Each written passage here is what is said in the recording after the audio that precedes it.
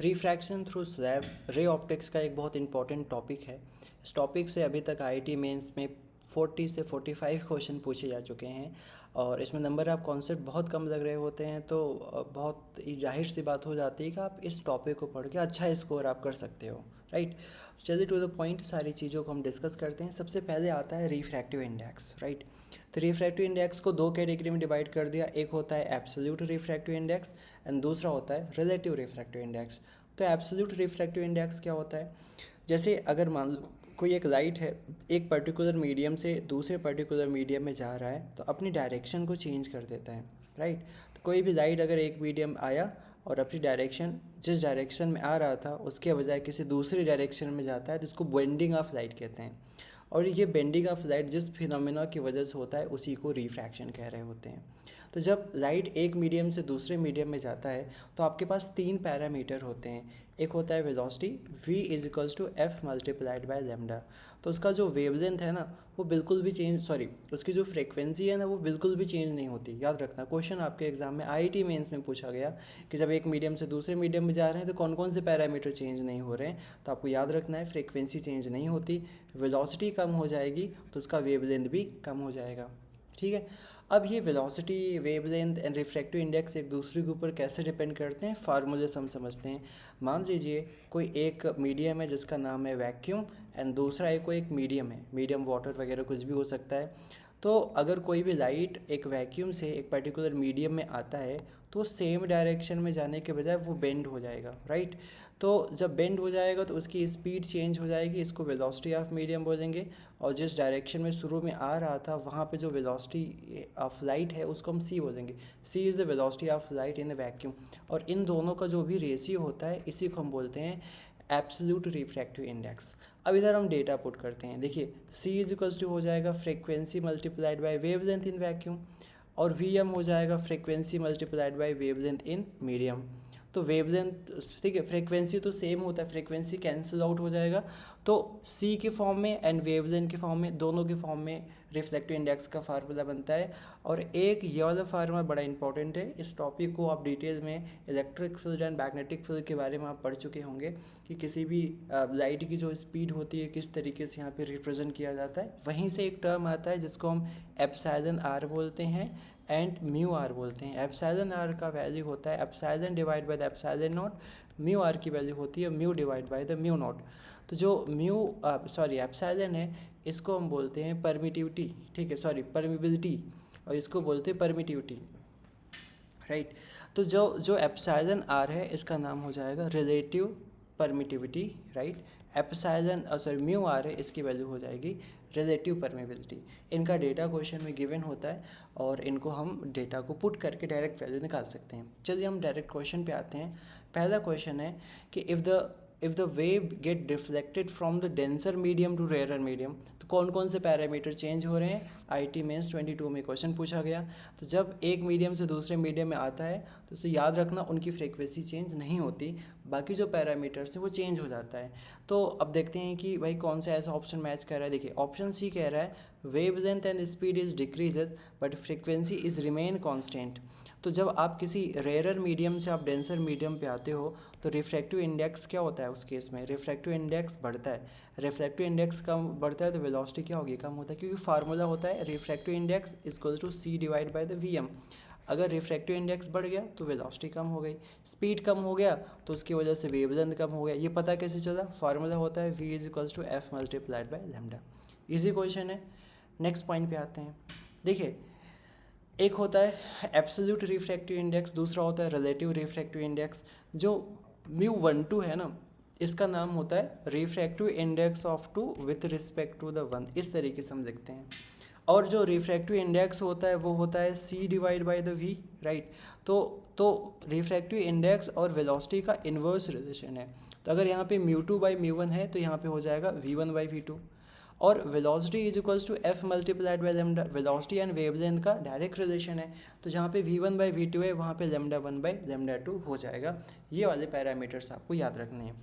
अब इस पे देखते हैं आपके एग्जाम में कैसे क्वेश्चन पूछे गए हैं। ये क्वेश्चन आईआईटी मेंस 22 में पूछा गया। क्वेश्चन ये कह रहा है कि आपके पास यहाँ पे दो डिफरेंट मीडियम है, ठीक है, दो डिफरेंट मटेरियल है या मीडियम कहें, कुछ भी कह दें, तो एक जो मीडियम है उसका नाम है ए एंड दूसरा एक मीडियम है बी। तो हमने यहाँ पे एक लाइन बनाया और जो ऊपर वाला मीडियम है उसको हमने ए बोल दिया और जो नीचे वाला मीडियम है उसको हमने बी बोल दिया। और इनका जो रिफ्रैक्टिव इंडेक्स है यहाँ पे म्यू ए और म्यू बी ऐसा दे रखा है क्वेश्चन में, ठीक है। एंड दोनों की थिकनेस दे रखी है, एक की थिकनेस है T1 एंड दूसरे की थिकनेस है T2, ठीक है। ऑफ द एक minute, same thickness T1 and T2 respectively, time taken है, ओके, ठीक है। T1 T2 इनके टाइम है, इनके थिकनेस सेम है, मतलब जितना डिस्टेंस लाइट इसमें ट्रैवल करेगा, ठीक है, सेम डिस्टेंस लाइट इसमें भी ट्रैवल करेगा। तो मान लीजिए इसमें डिस्टेंस d के बराबर ट्रैवल किया तो इसमें भी डिस्टेंस d के बराबर ट्रैवल करेगा। बट जब टाइम यहाँ पे लग रहा है, मतलब a में गया तो टाइम जो लगा उसको हमने बोला TA। फिर जब लाइट ऐसे ट्रैवल करते करते यहाँ पे बेंड करके दूसरे डायरेक्शन में जाएगी, अब टाइम चेंज हो जाएगा सेम डिस्टेंस को ट्रैवल करने के लिए, क्योंकि इसकी स्पीड चेंज हो गई। अब क्वेश्चन में दिया है कि जो इनकी रिफ्रैक्टिव इंडेक्स है इनका रेशियो 1:2 दिया है, मतलब जो A है वो रेयर मीडियम है और जो B है वो डेंसर मीडियम है। इसका मतलब यहाँ पे जो स्पीड होगी वो थोड़ी ज़्यादा होगी और यहाँ पे जो स्पीड होगी वो थोड़ी क्या होगी, कम होगी। स्पीड कम होगा, डिस्टेंस उतना ही है, तो जो B का टाइम है वो ज़्यादा होगा और जो A का टाइम है वो कम होगा। तो क्वेश्चन में TB माइनस TA दे रखा है, दोनों के बीच का टाइम डिफरेंस यहाँ पे दे रखा है, डेट इज़ 5 × 10⁻⁻10 ऐसा यहाँ पे मेंशन है, ठीक है। क्वेश्चन में इनके रिफ्रैक्टिव इंडेक्स का रेशियो दिया है, तो मैंने बोला था कि refractive index velocity inversely proportion होते हैं, तो यहाँ पे हमने इनके वेलोसिटी का रेशियो भी यहाँ पे निकाल दिया, ठीक है। अब देखिए, अगर मान कोई लाइट यहाँ से यहाँ तक ट्रैवल करने में TA टाइम लगा रहा है, ठीक है, और यहाँ पे इसकी डिस्टेंस D है और वेलोसिटी यहाँ पे V है, तो जहाँ पे TB है वहाँ पे आप बड़े आसानी से डिस्टेंस डिवाइड बाय स्पीड को आप लिख सकते हैं। सिमिलरली अगर यहाँ पे देखा जाए जो ऑब्जेक्ट है वो VB से जा रहा है, टाइम TB लगा रहा है, डिस्टेंस D ट्रैवल कर रहा है, तो जहाँ पे TA है, TA की वैल्यू को भी हम इस तरीके से यहाँ पे लिख सकते हैं। तो जहाँ जो TA है TA की जगह TB है TB की जगह रख देंगे। जब इन पूरे डेटा को सिंप्लीफाई करना होगा तो क्वेश्चन में आपसे पूछ रहा है then what is the thickness की वैल्यू निकालनी है, राइट। तो थिकनेस की value in terms of VA भी निकाल सकते हैं, इन टर्म्स ऑफ V भी निकाल सकते हैं। चारों ऑप्शन दिए थे तो मुझे यहाँ पे VA के ऑप्शन में निकालना है, तो यहाँ से मुझे डेटा को मैनिपुलेट करना पड़ेगा। VA के फॉर्म में लगाना है तो VB को रिप्लेस करना पड़ेगा। तो यहाँ पर हम कह सकते हैं VB will be equal to the VA divide by 2। Question में जहाँ पे VB है वहाँ पे VA/2 रखेंगे तो नीचे तो VA आएगा, ऊपर कितना हो जाएगा 2, मतलब इधर आ जाएगा 2, यहाँ पे हो जाएगा VA, दोनों में से माइनस करोगे तो सिंपली यहाँ पे क्या बन जाएगा D divide by the VA and VA को इधर मल्टीप्लाई करेंगे, this will be your final answer. बड़ा इजी क्वेश्चन है बट एक अंडरस्टैंडिंग होनी चाहिए तभी ये क्वेश्चन सॉल्व हो पाएगा। चलें नेक्स्ट टॉपिक पे आते हैं, law of refraction. Law of reflection में लोगों को बहुत कन्फ्यूजन होता है, बट इसका एक सिंपल सा कॉन्सेप्ट मैं आपको समझाता हूँ। जैसे मान लीजिए एक लेयर है जो दो डिफरेंट मीडिया को है ना सेपरेट करता है, और मैं मान लिया कि यहाँ पे एक नॉर्मल है और इस नॉर्मल के एक साइड लाइट यहाँ पे एंटर करेगा यहाँ से, तो मान लो लाइट यहाँ से ऐसे एंटर कर रहा है, तो एक मीडियम से दूसरे मीडियम जाने के लिए वो लाइट अपनी जगह पे बेंड हो गया। तो याद रखना है जो जहाँ से लाइट आ रही है और जितना एंगल बना रहा है उसको तुम बोले आई, और जहाँ पे जा रहा है उसको आपने क्या बोल दिया आर, ठीक है। और जो पहला वाला मीडियम है उसको आपने बोल दिया मान लो μ1, और जो दूसरा वाला मीडियम है उसको आपने बोल दिया μ2। लॉ इस तरीके से अप्लाई करना है कि आपको सिंपली जस्ट ये लिखना है कि μ1 मल्टीप्लाइड बाई उसका sine i, this will be equal to the μ2 multiplied by उस मीडियम का आर। इस तरीके से लॉ ऑफ रिफ्रैक्शन आप यहाँ पे अप्लाई कर सकते हैं, ठीक है। अब क्वेश्चन में देखते हैं कि इसको कैसे इम्प्लीमेंट करना है। ये क्वेश्चन 2022 में आया है, राइट। आपको लगेगा क्वेश्चन बहुत ज़्यादा डिफिकल्ट है, बट इतना डिफिकल्ट नहीं है, बट थोड़ा सा डरावना तरीके से यहाँ पे लिखा हुआ है। क्वेश्चन को समझते हैं। क्वेश्चन ऐसा कह रहा है कि आपके सामने एक XY प्लेन है, ठीक है, ये सारे XY प्लेन है, और जो मीडियम है ना M1 M2 वो Z के ऊपर नीचे है। क्वेश्चन बोला कि जो M1 है ना Z इज़ ग्रेटर देन 0, मतलब जो इसके ऊपर वाला मीडियम होगा वो M1 होगा और इस पॉइंट के नीचे वाला जो मीडियम होगा वो M2 होगा। तो यहाँ पे मैं मेंशन कर देता हूँ ताकि कन्फ्यूज़न ना हो कि भाई जो ऊपर वाला मीडियम है ना उसको हमने बोला है M1 और जो नीचे वाला मीडियम है उसको हमने बोला है M2। दो मीडियम आपके सामने हैं, ठीक है, एक M1 है एंड दूसरा क्या है M2 है।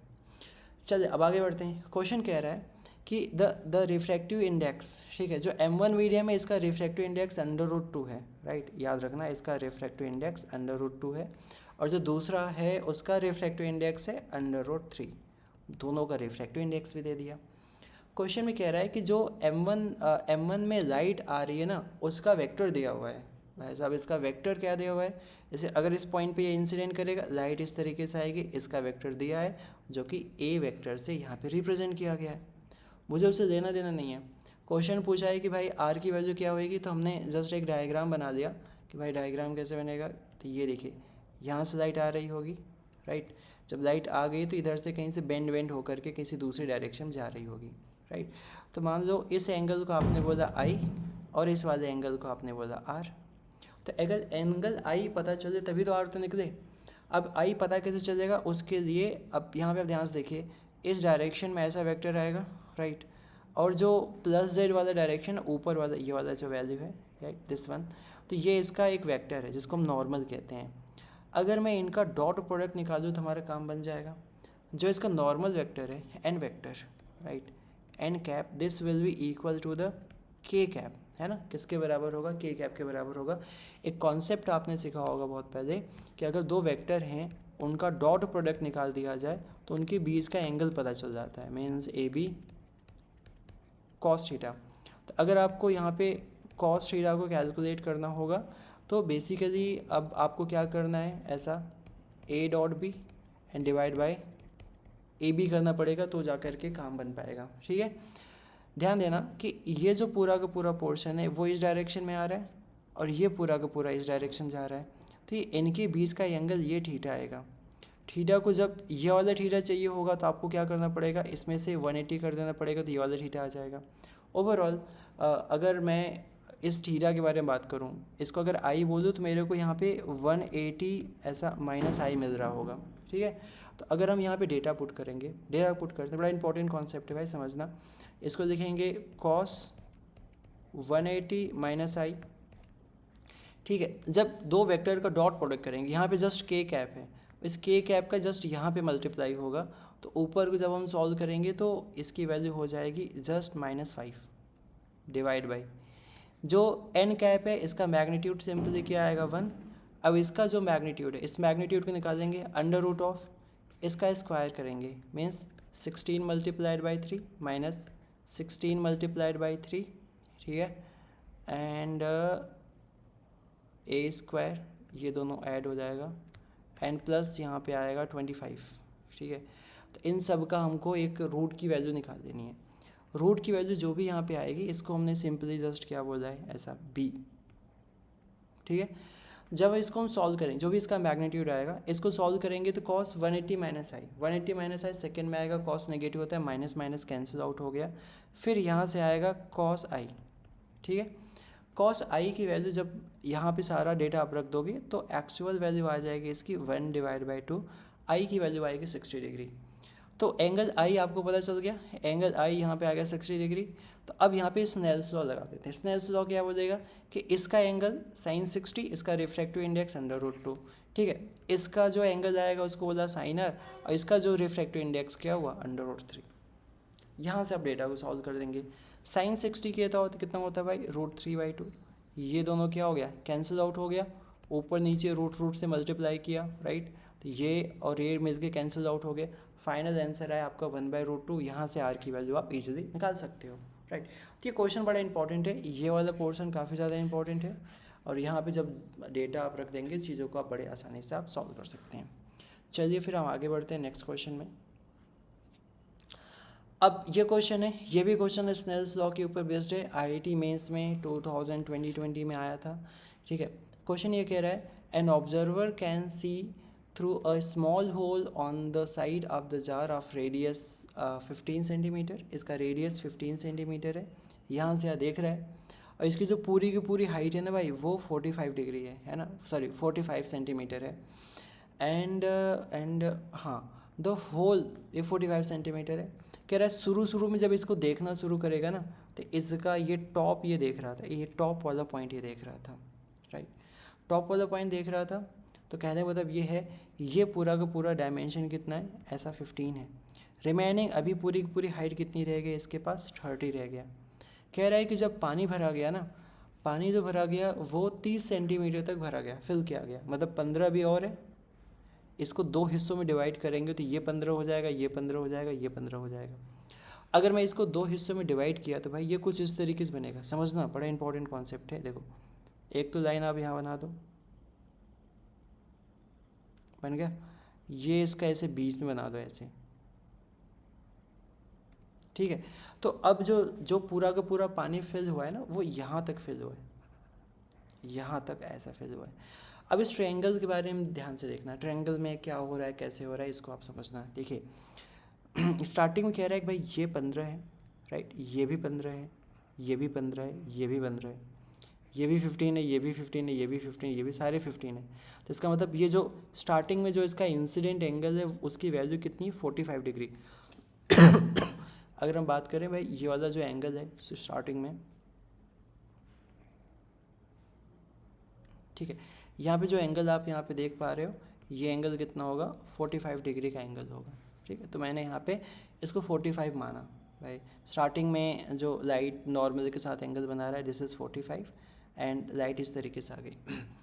बाद में क्वेश्चन का ये कहना है कि जैसे ही वाटर यहाँ पे फिल किया, अब ये जो पूरा का पूरा सिस्टम है वो टॉप पॉइंट नहीं, ऐसा बॉटम पॉइंट देखने लग गया। तो अब लाइट जो बेंड हो करके कुछ इस तरीके से आ जाएगी, यूँ, है ना। लाइट अब ऐसे बेंड हो गई, अब ऐसे बेंड हो गई तो यहाँ पे आपको किसकी वैल्यू निकालनी पड़ेगी, आर की वैल्यू निकालनी पड़ेगी, है ना। आर की वैल्यू निकालनी है। और क्वेश्चन में मेन जो क्वेश्चन पूछा गया वो तो रिफ्रैक्टिव इंडेक्स का है, वो तो स्नेल्स लॉ से निकालेंगे। बट एक एंगल तो आपको 45 डिग्री ये तो पता हो गया, बट ये वाला एंगल आर आपको नहीं पता है, ये आर आपको निकालना पड़ेगा।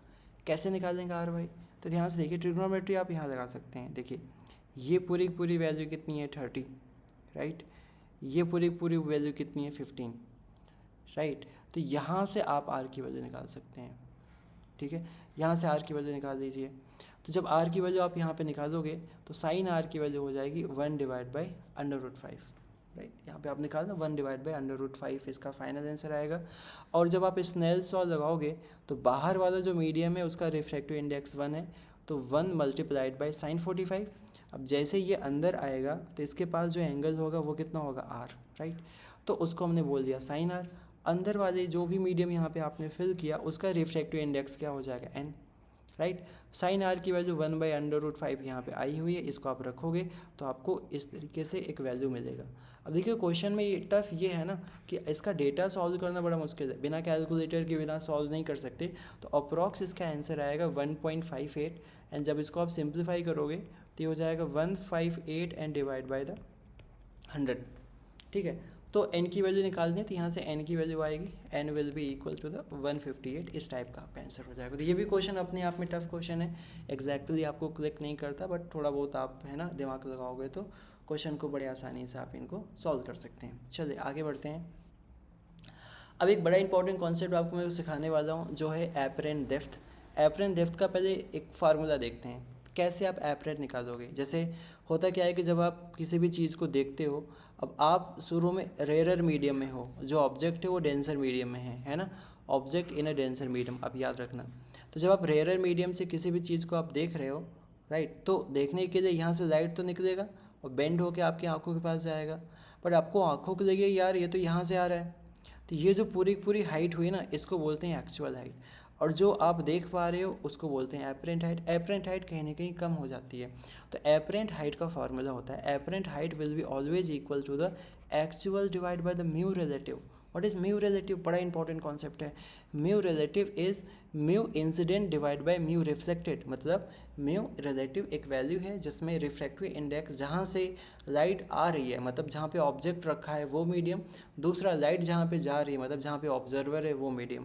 तो यहाँ आप देखिए, मान लो ऑब्जर्वर एक वैक्यूम में है एंड जो ऑब्जेक्ट है वो है एक पर्टिकुलर मीडियम जिसके रिफ्रैक्टिव इंडेक्स की वैल्यू म्यू है। तो जो इंसिडेंट मीडियम हो गया 1 एंड रिफ्रैक्टेड जो मीडियम है जो इंसिडेंट मीडियम है वो हो गया म्यू, रिफ्रैक्टेड मीडियम हो गया 1, तो ओवरऑल वैल्यू इसकी आ गई म्यू। तो जब आप म्यू को आप यहाँ पे रखोगे तो देखो जो भी एक्चुअल वैल्यू होगी उसको म्यू से डिवाइड करोगे तो वैल्यू क्या आनी है, कम आनी है। तो याद रखना जब किसी भी केस में अगर ऑब्जर्वर वैक्यूम में होता है, ऑब्जेक्ट मीडियम में होता है, तो D apparent is always equal to D divide by the mu, ये फार्मूला अप्लाई होता है। दूसरा केस होता है कि जब कोई ऑब्जर्वर, जैसे फिश है पानी के अंदर, ऑब्जेक्ट है हवा में, एयर में, राइट। तो जो एयर है या वैक्यूम है, वहाँ पे ऑब्जेक्ट रखा हुआ है, तो फिश को लगेगा कि भाई लाइट तो ऐसे आ रही है। अब जब किसी डेंसर मीडियम में जाओगे तो राइट टूवर्ड्स नॉर्मल की ओर बेंड होती है, तो फिश को लगेगा ये तो और ऊपर है, मतलब इसकी जो एक्चुअल हाइट है उसके कंपेयर में एपरेंट हाइट क्या हो गई, बढ़ गई। तो फार्मूला तो हमको वही लगाना है, बट म्यू रिलेटिव इसका चेंज हो जाएगा। म्यू रिलेटिव मीन्स होता है किस मीडियम में ऑब्जेक्ट रखा है या फिर लाइट कहाँ से इंसिडेंट हो रहा है। तो लाइट जहाँ से इंसिडेंट हो रहा है डेट इज़ 1, और लाइट जहाँ पे रिफ्रैक्ट हो रहा है डेट इज़ म्यू। तो इसका म्यू रिलेटिव 1/म्यू आता है। तो अगर यहाँ पे d डिवाइड बाई 1/म्यू रखोगे तो म्यू ऊपर हो जाएगा, तो म्यू टाइम्स d हो जाता है। तो जब किसी भी केस में, मतलब ऐसे केस में जहाँ पे ऑब्जेक्ट एक रेयर मीडियम में हो, तो जो एपरेंट हाइट होती है या फिर एपरेंट डेप्थ होता है उसकी वैल्यू म्यू टाइम्स क्या होती है, बढ़ जाती है। अब देखते हैं इनके ऊपर एक क्वेश्चन पूछा गया। अब एक क्वेश्चन मैंने अच्छा वाला दिया जिसमें सारे कॉन्सेप्ट कवर होते हैं, इवन यहाँ पे रिलेटिव वेलोसिटी भी कवर हो रही है। बड़े ध्यान से देखना क्वेश्चन क्या कहना चाहता है। तो fish is rising vertically up, है ना, with the uniform speed 8 metre per second. Fish जब ऊपर की ओर आ रहा है तो उसकी एक्चुअल स्पीड है that is 8 metre per second. लेकिन फिश ऑब्जर्व जो किया बर्ड को, वो वर्टिकली डाउनवर्ड नीचे की ओर आ रहा है with the speed of the 12 metre per second. तो फिश जब बर्ड को ऑब्जर्व करेगा तो उसको एक्चुअल स्पीड नहीं पता चलेगी, उसको एपरेंट स्पीड पता चलेगी, राइट। खुद का तो एक्चुअल अपने बारे में सही सही पता है क्योंकि सेम मीडियम में है, पर जब दूसरे मीडियम को देखेगा तो वो उसको एक्चुअल नहीं होगा, उसको एपरेंट पता चलेगा। और कह रहा है वाटर का रिफ्रैक्टिव इंडेक्स 4/3 है, then what is the actual speed, है ना, what is the actual velocity or speed of the diving bird to pick the fish. तो बर्ड का एक्चुअल स्पीड कितना है, फिश को लग रहा है भाई वो कितना है, 12 है। अब हम सॉल्व कैसे इसको रिलेटिव स्पीड से सॉल्व करेंगे कि velocity of bird with respect to the fish will be equal to the velocity of bird minus velocity of fish. But bird की जो वेलोसिटी है वो कौन सी फिश को दिखाई देगी, एपरेंट, इसलिए मैंने एपरेंट लिखा है। और जो फिश की स्पीड है वो कैसी है, एक्चुअल, राइट। तो देखिए जो भी उसको रिलेटिवली दिखाई दे रहा है, क्वेश्चन में कितना दिया हुआ है 12, एंड जो बर्ड की स्पीड है वो 8 है, बट जो एक्चुअली दिखाई दे रहा है कि नीचे की ओर ऐसे आ रहा है तो उसको मैंने प्लस माना है, फिर ऊपर की ओर जा रहे हैं उसको हमने माइनस माना है, इस तरीके से। तो इसलिए मैंने इसको -8 लिख दिया। सॉल्व करेंगे तो बर्ड की जो एपरेंट वेलोसिटी आएगी वो 4 आएगी, फिश की एक्चुअल कितनी है 8, बर्ड की एपरेंट कितनी है ये 4, तो दोनों मिला करके रिलेटिवली कितनी हो जाएंगे, 12 हो जाएंगे। बट मैंने आपको बोला अगर मान लीजिए बर्ड है, बर्ड एक तरीके से ऑब्जेक्ट की तरह ट्रीट होता है जो कि एयर में प्रेजेंट है। When the object is present in rare medium then the actual depth will be equal sorry then the apparent depth will be equal to the D actual divide by the mu relative. और mu relative की जो value होती है वो किसके बराबर होती है, 1 डिवाइड बाय द म्यू। सारा डेटा यहाँ पे रखा है, जो हाइट के फॉर्म में लिखा है उसी को वेलोसिटी के फॉर्म में लिखा है, क्योंकि डिफ्रेंशिएट करेंगे हाइट ही वेलोसिटी हो जाएगी। तो एपरेंट हाइट हो गई एपरेंट वेलोसिटी, एक्चुअल हाइट हो गई एक्चुअल वेलोसिटी, और यहाँ पे जो म्यू रिलेटिव है वो 1 डिवाइड बाय म्यू हो गया। जस्ट आपको डेटा रखना है, और यहाँ से बी की एक्चुअल वेलोसिटी आएगी that is 3 metre per second, right. Question बड़ा इंपॉर्टेंट है, कॉन्सेप्ट यहाँ पे अच्छे से लग रहा है, 23 में पूछा गया। चलिए नेक्स्ट क्वेश्चन पे बात करते हैं। कई बार रिफ्रैक्शन को प्लेन मिरर के साथ कंबाइन करके पूछा जाता है। क्वेश्चन में यहाँ पे एक ऐसा पॉइंट ऐसा बना हुआ है और कह रहा है कि यहाँ पे ऐसा मिरर है, मिरर में जो इमेज दिखाई देगा उस इमेज की जो डिस्टेंस है वो, और उसकी वैल्यू यहाँ से नहीं बतानी है, यहाँ से बतानी है। इसको आप कैसे निकालेंगे, मान लो यहाँ पानी वानी नहीं होता तो ये कितना है 50, राइट। तो इमेज भी किस पे बनती 50, आपका आंसर हो जाता 100, आप टिक करके चले आते। बट जो ऑब्जेक्ट है वहाँ पे 8 सेंटीमीटर तक क्या रखा हुआ है, पानी भरा हुआ है। यहाँ पे ऑब्जेक्ट है तो अब आपका क्वेश्चन पूछा जाएगा भाई ऑब्जेक्ट रेयर मीडियम है कि डेंसर मीडियम है, बोलोगे सर डेंसर मीडियम है, तो आपका जो एक्चुअल हाइट है वो एपरेंट हाइट में कन्वर्ट हो जाएगा। फार्मूला होता है D apparent equal to D actual divide by mu relative. और म्यू रिलेटिव क्या होता है कि भाई mu incident divide by the mu reflected. Mu square मतलब जहाँ पे ऑब्जेक्ट रखा, ऑब्जेक्ट पानी में रखा है तो यहाँ पे रख दिया मैंने 4/3, और जब जहाँ जा रहा है उसको मैंने 1 रख दिया, राइट। तो यहाँ पे जस्ट 4/3 आ गया। एक्चुअल हाइट इसकी 8 है, तो जो एपरेंट हाइट है वो कितनी हो जाएगी 6। तो ऑब्वियस सी बात है, जब कोई चिड़िया फिश को देखती है तो फिश ऊपर आता हुआ दिखाई देता है, तो उसकी जो एक्चुअल हाइट 8 है ना, 8 को कन्वर्ट करके हमने 6 पे लिख दिया, राइट। तो अब इसको मैंने 6 पे लिख दिया, टोटल 50 है, तो रिमेनिंग जो हाइट हुई वो कितनी हुई, तो हम रिमेनिंग हाइट बोलेंगे भाई 50 - 6 will be equal to the 44, है ना। 44 के आसपास इसकी एक्चुअल हाइट हुई, ठीक है। तो हमने बोला कि भाई जो इसकी एपरेंट हाइट है ना, उसके अंदर थोड़ा बहुत वेरिएशन आएगा, ठीक है। तो इमेज का फॉर्मेशन कितना होगा, इमेज कितनी दूरी पे बनना चाहिए, ये आप कैसे निकालोगे, कैसे आप कैलकुलेट करोगे, तो उसको सॉल्व करने के लिए हम यहाँ पे बात करते हैं। देखिए अभी पूरा का पूरा 50 है, राइट। तो अभी ये जो 8 है ना, इसको हम 6 ही कंसीडर करेंगे, राइट। तो जो ऊपर वाली जो हाइट है वो कितनी है भाई, अभी 42 है, ठीक है। मामला किसका ख़राब हुआ, 8 का ख़राब हुआ। तो अभी जो मतलब जो डिस्टेंस है, डिस्टेंस ऑफ ऑब्जेक्ट यू को जो हम कंसीडर करेंगे उसकी वैल्यू आएगी ऐसा 42 and plus 6 will be equal to the 48। तो जो इमेज बनेगा बिहाइंड द इमेज, मतलब जो वेलोसिटी की मतलब इमेज की वैल्यू आएगी वो हो जाएगी 48, बट बिहाइंड द मिरर, जैसे मेरे मिरर यहाँ पे, अब जो ऑब्जेक्ट कंसीडर किया जाएगा ना वो 48 पे, एंड जो इमेज कंसीडर किया जाएगा वो भी 48 पे, मतलब जितना ऑब्जेक्ट उतना है इमेज, क्योंकि प्लेन मिरर है। बट कह रहा है कि अब इनकी वैल्यू जो इमेज की यहाँ पे बन जाएगी ना, इसकी वैल्यू आप बताइए मिरर के इसके बॉटम से बताइए कितनी है। तो अगर बॉटम से इमेज की डिस्टेंस निकालनी है तो 48 तो होगा ही होगा, बट रियलिटी में बॉटम एंड मिरर के बीच की दूरी कितनी है, 50 है। तो इन दोनों को ऐड करेंगे तो आपका फाइनल आंसर होगा 98 centimetre, right. 98 centimetre is your actual answer. और थोड़ा सा दिमाग लगा करके ऐसे क्वेश्चन को भी आप सिंप्लीफाई कर सकते हैं। चलिए नेक्स्ट पॉइंट होता है जिसको हम बोलते हैं normal shift. And normal shift क्या होता है कि जैसे मान लीजिए जो ऑब्जेक्ट है वो यहाँ पे है, एंड ऑब्जेक्ट ऐसा थोड़ा गया, यहाँ पे ऐसे बेंड हुआ और फिर ऐसे निकल गया, तो ये वाली लाइट पैरेलल होती है। तो कोई भी ऑब्जर्वर है ना, अगर यहाँ से देखेगा उसको लगेगा ऑब्जेक्ट यहाँ नहीं यहाँ पे है। तो मामला कहाँ पे चेंज हुआ, यहाँ चेंज हुआ कि ये जो लाइट यहाँ पे जो ट्रैवल किया ना, यहाँ भी कोई ना कोई दिक्कत आई। तो मान लेते हैं कि इसकी जो एक्चुअल डिस्टेंस है वो टी है। अगर कोई ऑब्जर्वर एक डेंसर मीडियम में रखा है और ऑब्जेक्ट यहाँ पे रखा हुआ है, मान लीजिए ऑब्जेक्ट यहाँ पे रखा हुआ है और ऑब्जर्वर यहाँ से इसको देखने की कोशिश कर रहा है, तो जो इसकी एक्चुअल हाइट है वो थोड़ी सी कम हो जाती है कि नहीं, राइट। तो जो डी एक्चुअल है वो तो वही रहेगा, एंड डी एपरेंट को आप कैसे निकालेंगे, D apparent will be equal to D actual divide by the mu relative. Mu relative क्या होता है, इंसिडेंट मीडियम, मतलब लाइट के कहाँ पे इंसिडेंट हो रहा है, एक मीडियम में, रिफ्रैक्ट होके कहाँ पे जा रहा है, एयर में जा रहा है, तो इसकी वजह क्या होगी, म्यू। तो याद रखना जो इसकी एक्चुअल हाइट है वो टी ना हो करके टी डिवाइड बाय म्यू हो जाएगा, और इन दोनों का जो डिफरेंस होगा इसी को हम नॉर्मल शिफ्ट कहते हैं। नॉर्मल शिफ्ट का क्वेश्चन भी आपके एग्जाम में पूछा गया है ना 23 में। इसका आप क्वेश्चन देखना, आइस क्यूब, यहाँ पे एक आइस क्यूब की बात कर रहा है, तो आइस क्यूब हम यहाँ बना देते हैं, करेक्ट। तो आइस क्यूब में यहाँ पे एक ऑब्जेक्ट है जो कि बीच में ऐसे यहाँ पे फंसा हुआ है। कह रहा है कि इसको दो साइड से देखा गया। अगर मैं इसको यहाँ से देखता हूँ तो जो इसकी पूरी की पूरी डिस्टेंस है ना, इस पूरे डिस्टेंस को हमने मान लिया ऐसे, इसको x मान लिया, राइट। तो ये x नहीं दिख रहा है, इसको 12 दिख रहा है, ठीक है।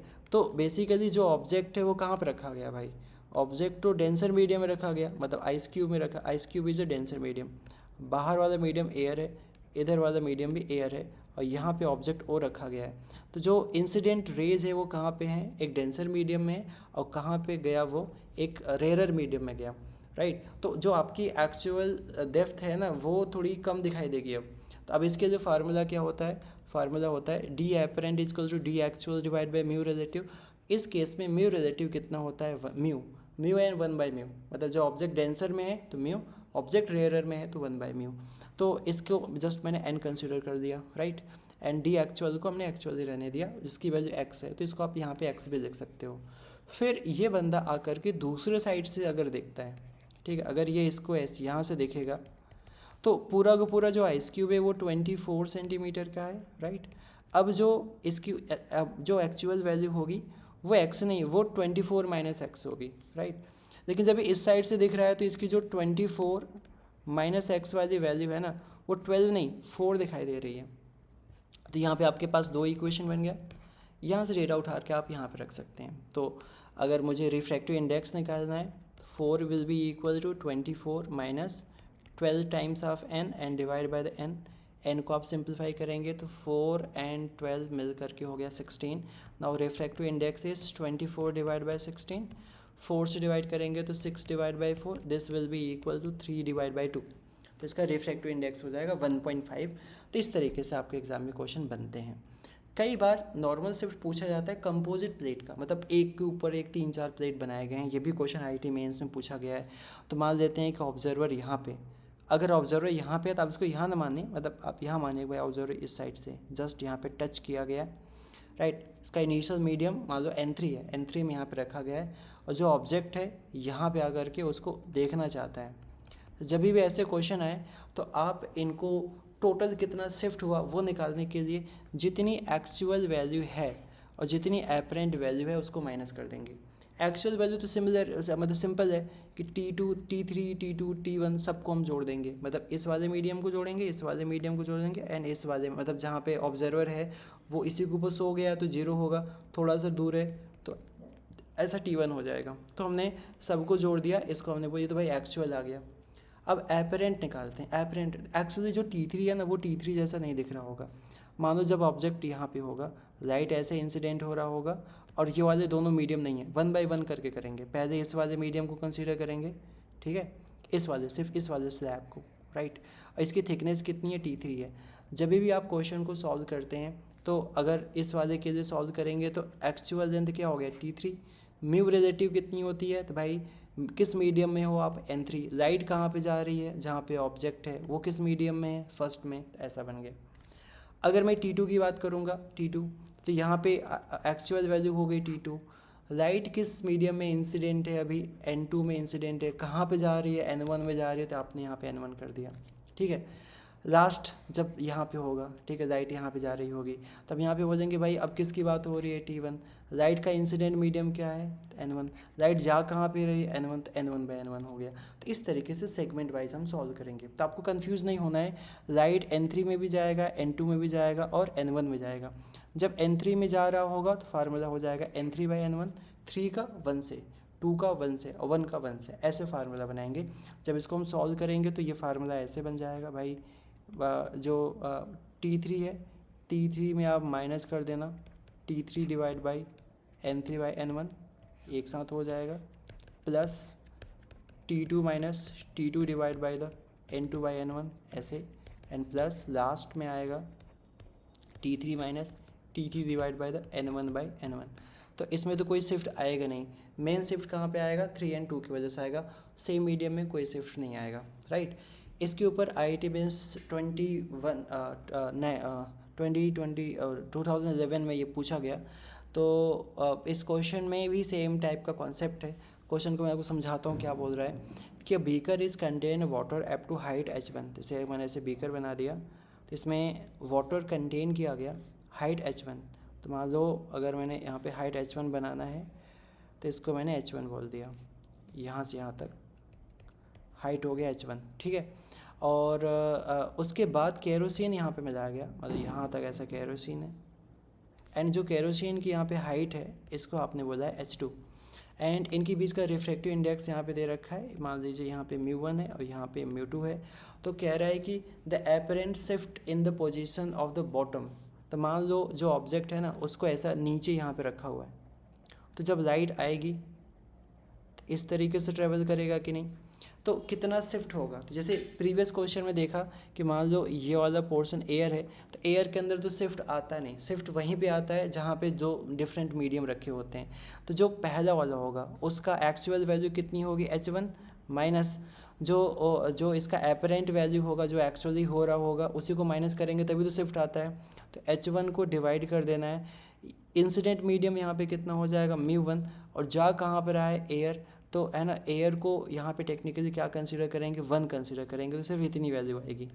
फिर प्लस कर देना है, सेकंड में आएगा h2 minus H2 divide by, अब इंसिडेंट मीडियम कितना है, किस मीडियम में लाइट अभी है, तो उसको बोलेंगे μ2। फाइनली वो कहाँ जाएगी, ऑब्जर्वर कहाँ पे, एयर में है, तो यहाँ पे जस्ट मैंने 1 कर दिया और यहाँ से H1 H2 को कॉमन कर देंगे तो सेकेंड ऑप्शन सही हो जाएगा। तो जस्ट फार्मूला बेस्ड क्वेश्चन पूछा गया, इसमें और कोई बड़ी बात नहीं है। जिस तरीके से नॉर्मल शिफ्ट होता है ना, उसी तरीके से लैटरल शिफ्ट होता है। मतलब लाइट यहाँ पे आया, इधर ऐसे बेंड किया, तो देखिए तो ये टुवर्ड्स नॉर्मल की ओर बेंड हो जाएगा ऐसा, राइट। और फिर जब यहाँ पे जो लाइट आएगी, इसको इस डायरेक्शन में जाना चाहिए था, ये अवे फ्रॉम द नॉर्मल होगा। तो इंसिडेंट लाइट रिफ्लेक्टेड लाइट क्या होता है, सेम होता है। तो अगर मान लीजिए इसकी थिकनेस T है और incident angle I, refracted angle R दिया हुआ है, तो ये जो शिफ्ट होता है ना, मतलब जिस डायरेक्शन में लाइट आ रही है, जिस डायरेक्शन में लाइट गई, इनकी जो लैटरल शिफ्ट हुई, ये आपसे एग्जाम में पूछा जाता है। इसका formula T sin I minus R divide by cos R होता है। इसको आप अच्छे से याद रखना। अब इसके ऊपर क्वेश्चन हम देखते हैं, आपके एग्जाम में क्वेश्चन कैसा पूछा गया है। क्वेश्चन पूछा गया, a ray of light is incident from air on the glass plate having the thickness is √3। इसकी थिकनेस √3 है और ये एंगल, इसको C बोला गया है। C कह रहा है, C ऐसा है कि अगर हम ऐसा कहते हैं कि ये मीडियम है और यहाँ से लाइट ऐसे जाती, तो इसका जो क्रिटिकल एंगल होता है वही C है।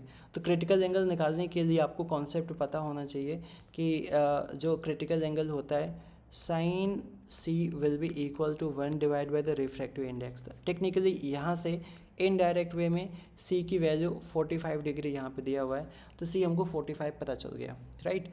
तो जब कोई भी चीज़ ऐसा 45 पे आता है, तो ये वाला एंगल थीटा को निकालने के लिए आप यहाँ पे स्नेल्स लॉ लगा सकते हो। तो स्नेल्स लॉ भाई आप कैसे निकालोगे, बाहर वाला मीडियम 1 है, फिर यहाँ पे आएगा sine 45, this will be equal to √2 and multiplied by the sine theta. यहाँ पे अगर इनको आप सॉल्व करोगे तो थीटा की वैल्यू यहाँ से आ जाएगी 30 डिग्री। तो देखिए ये वाला एंगल पता चल गया, ये वाला एंगल भी पता चल गया, एंड थिकनेस तो आपको पता ही है। तो आप टेक्निकली लैटरल कितनी शिफ्ट हुई वो आप निकाल सकते हो। मतलब स्टार्टिंग में मान लीजिए लाइट इस तरीके से आ रही है ना, लाइट इस तरीके से आ रही है, तो यहाँ पे आप देख पा रहे हो एक यहाँ पे शिफ्ट हुआ है, ये शिफ्ट को हम बोल रहे हैं लैटर शिफ्ट D। तो यहाँ पे जस्ट आपको I, R एंड T की वैल्यू पुट करनी है, फाइनल आंसर आपको यहाँ मिल जाएगा। इस टाइप से इजी क्वेश्चन आपके एग्जाम में पूछे आते हैं। चलिए आगे बढ़ते हैं। लास्ट टॉपिक है इसका TIR, total internal refraction, right. तो इस केस में क्या होता है कि object should be always in a denser medium. जो भी लाइट ऑफ सोर्स है वो डेंसर मीडियम में होगा। लाइट अगर आएगा अवे फ्रॉम द नॉर्मल चला जाएगा, एंगल बढ़ाएंगे तो एक 90 डिग्री पे आएगा, इसके बाद एंगल बढ़ाएंगे तो वो इंटरनली रिफ्लेक्ट हो जाएगा, इसको हम TIR कहते हैं। और जिस एंगल पे हो रहा होता है वहाँ पे स्नेल्स लॉ आप लगा दो, राइट। तो इस मीडियम का रिफ्लेक्टिव इंडेक्स कितना हो गया, μm साइन थीटा C, 1 बाहर का हो गया और यहाँ पे साइन 90 क्योंकि 90 डिग्री भी चला गया। तो यहाँ से आप याद रखना कि जो भी क्रिटिकल एंगल थीटा C होता है, this will be equal to 1 divide by the μm। ये फार्मूला हर जगह इंप्लीमेंट होता है।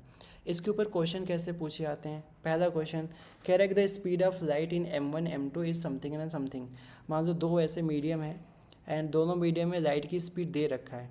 तो इसमें जो V1 दिया है वो 1.5 इंटू 10⁸ और जो V2 दिया है वो ऑब्वियसली कितना दिया है 2.0 इंटू 10⁸ है ना। V1 V2 यहाँ पे दिया हुआ है। यहाँ पे स्पीड कम है तो इसका जो रिफ्रैक्टिव इंडेक्स होगा N1 वो थोड़ा ज़्यादा होगा और यहाँ पे जो N2 आएगा उसकी वैल्यू थोड़ी सी कम होगी, ऐसा कुछ, ठीक है। तो जब इसको हम ऐसा सॉल्व कर रहे होंगे ना, तो यहाँ पे आपको याद होना चाहिए कि जो भी इंसिडेंट एंगल होना चाहिए, है ना, इस तरीके से हम इंसिडेंट कराएंगे कि उसकी I की वैल्यू थीटा C से क्या होनी चाहिए, ज़्यादा होनी चाहिए। तो ये डेंसर मीडियम है, तो मान लीजिए यहाँ पे कोई ऑब्जेक्ट होगा, लाइट इस तरीके से आएगी, तो लाइट क्या होगी, इस तरीके से इसका TIR होगा। अब इस एंगल को हम क्या बोलेंगे, थीटा C। अगर वैल्यू इससे ज़्यादा हो गई तो वो इंटरनली रिफ्रैक्ट होना शुरू हो जाएगा। तो मैंने बोला कि जो इंसिडेंट एंगल होना चाहिए वो अब क्रिटिकल एंगल के कंपेयर में बड़ा होना चाहिए। क्रिटिकल एंगल को यहाँ से निकाला जा सकता है। तो आपको रिफ्रैक्टिव इंडेक्स नहीं पता है बट आपको वेलोसिटी पता है। देखिए जो भी रिफ्रैक्टिव इंडेक्स होता है वो C divide by the V1 और जो N2 होगा वो C divide by the V2। Inverse relation है, तो जहाँ पे N1 N2 है वहाँ पे V1 V2 कर दिया। स्पीड को रखेंगे, थीटा C की वैल्यू कितनी आई 3/4, तो 3/4 को यहाँ पे रखोगे तो आपको I की एक लिमिटिंग वैल्यू पता चलेगी कि इससे तो इनकी वैल्यू ज़्यादा ही होनी चाहिए, ठीक है। चलिए नेक्स्ट क्वेश्चन पे आते हैं। ये बड़ा इंपॉर्टेंट क्वेश्चन है, मेन स्पेस पे 2-3 क्वेश्चन पूछे गए हैं। क्वेश्चन ऐसा होता है कि जो यहाँ पे मान लो फिश है, तो फिश के आँखों से ऐसे लाइट गई और यहाँ पे TIR हो गया। उसी तरीके से फिश की आँखों से यहाँ पे लाइट गई, यहाँ पे TIR हो गया। तो सिर्फ इस वाले रीजन को ही वो देख पाती है ना, इसी के इसके बाहर नहीं देख पाती। तो एग्ज़ाम में इनका रेडियस पूछा जाता है। तो सबसे पहला काम है आप क्रिटिकल एंगल निकाल दें भाई। ये है ना, क्रिटिकल एंगल कितना होगा। क्रिटिकल एंगल का बेसिक फार्मूला होता है 1/n, राइट। n क्वेश्चन में दिया हुआ है 4/3, तो यहाँ पे थीटा सी की वैल्यू कितनी आ गई, 3/4 के बराबर आ गई। ठीक है, अब देखिए जो 10c होता है, 10c को भी आपको कैलकुलेट करना पड़ेगा। अगर थीटा सी आपके पास 3/4 आ गया तो 10c की जो वैल्यू होती है बाई मैथमेटिकल फार्मूला वो कितना हो जाता है, 3/√7, है ना। क्योंकि इसकी वैल्यू हो जाएगी भाई √16 - 9, इसको सॉल्व करेंगे तो √7 आएगा। तो 10 थीटा सी की वैल्यू आपको यहाँ पता चल गई। अब देखिए अगर 10 थीटा सी की वैल्यू यहाँ पे पता चल गई तो इसको फर्दर यहाँ पे हम निकाल सकते हैं। जो डेटा मैंने यहाँ पे लिखा है इसको आप देखना, 10 थीटा सी की वैल्यू एक और तरीके से हम निकाल सकते हैं कि भाई 10 theta C will be equal to the सामने वाला जो पोर्शन है इसको रेडियस कहेंगे। रेडियस कितना हो गया r, और इसकी हाइट कितनी हो गई h। तो हम इसको r/h के फॉर्म में लिख दिया। r की वैल्यू क्वेश्चन में, r की वैल्यू हम यहाँ पे ईजिली ऐसे निकाल सकते हैं। तो ध्यान से देखना कि 10 थीटा सी हो गया 3/√7 and this will be equal to the r/h। ठीक है, r आपको चाहिए और क्वेश्चन में हाइट कितना दिया हुआ है भाई, √7। देखो √7 कैंसिल आउट हो जाएगा तो रेडियस की वैल्यू कितनी आ गई, 3। तो कितना एरिया कवर करेगा, तो एरिया को हम बोलेंगे area will be equal to the πr²। तो r² करेंगे तो यहाँ पे टेक्निकली हो जाएगा 9 पाई मीटर²। कंपेयर करेंगे तो यहाँ से x की वैल्यू कितनी हो जाएगी, 9। ये सिंपल सा क्वेश्चन आपके एग्जाम में पूछा गया है, तो इसको आप याद रखना, कई बार इनके ऊपर क्वेश्चन पूछे जाते हैं। तो आप ट्रिग्नोमेट्री लगा करके इनको आप सॉल्व कर सकते हैं। चलिए नेक्स्ट क्वेश्चन, ये बड़ा क्रिटिकल प्रॉब्लम है, 14 में पूछा गया है। आप इसको देखना कैसे, मान लीजिए लाइट यहाँ पे आएगी तो जो ये फाइबर ऑप्टिक होता है इसके अंदर वो मल्टीपल जगह इंटरनली रिफ्लेक्ट होकर के जाएगी। तो ऐसे कितने रिफ्लेक्शन चाहिए वो आपको चाहिए, है ना। तो सबसे पहले आप θ2 तो आप निकालो। θ2 निकालने के लिए आप बाहर अंदर क्या लगा दोगे, स्नेल्स लॉ। बाहर मीडियम 1 है एंगल 45, अंदर मीडियम 1.31 है, अंग थीटा कितना है, θ2। सॉल्व करेंगे θ2 की वैल्यू कितनी आ गई, 30 डिग्री आ गई। तो अगर मैं बोलता हूँ कि भाई पूरी की पूरी लेंथ कितनी है, l, और फर्स्ट रिफ्रैक्शन के लिए एक समथिंग डिस्टेंस इसको ट्रैवल करना पड़ेगा, ये वाले डिस्टेंस। तो अगर मैंने बोला कि भाई इतना डिस्टेंस ट्रैवल करने के लिए एक बार TIR कराना पड़ेगा, राइट। तो पूरा डिस्टेंस करने के लिए कितनी बार TIR कराना पड़ेगा, तो मुझे ये वाले डिस्टेंस चाहिए। कौन सा डिस्टेंस चाहिए भाई, ये नीचे वाले डिस्टेंस, राइट। ये कैसे पता चलेगा, ये हो गया d, ये हो गया θ2। तो ये वाली अगर वैल्यू पता चल जाए तो हमारा काम बन जाएगा। ट्रिग्नोमेट्री अप्लाई करेंगे तो इसकी वैल्यू हो जाएगी d × cot θ2। d cot θ2 में हमने बोला कि 1 रिफ्रैक्शन के पहले पहले कितना डिस्टेंस ट्रेवल किया हमने निकाल दिया। पूरी लेंथ क्वेश्चन में यहाँ पे दे रखी है कि जो l की वैल्यू है वो 2 मीटर लॉन्ग दिया, ऐसा 2 मीटर, और d की वैल्यू दे रखा है 20 माइक्रोमीटर। तो 20 × 10⁻⁻6 and multiplied by cot θ2, theta 30 degree, इसकी वैल्यू कितनी होगी, √3। इसको हम सॉल्व करेंगे तो हमको पता चल जाएगा कितनी बार वो लगभग कोलाइड कर सकता है। ये बड़ा इंपॉर्टेंट कॉन्सेप्ट है, राइट। तो ओवरऑल ये टॉपिक ख़त्म हुआ। जितनी भी चीज़ें मैंने आपको सिखाई, जैसे स्नेल्स लॉ, ठीक है, एंड TIR यहाँ पे किस तरीके से हो रहा है, क्लाइडिंग कैसे हो रहा है, एंड एपरेंट डेप्थ को हमने कैसे आपको समझाया, ये सारी चीज़ें आपको याद रखनी है। एंड सारी PYQ का आप क्वेश्चन को प्रैक्टिस करिए, that will be more than sufficient. Thank you so much and that's my time.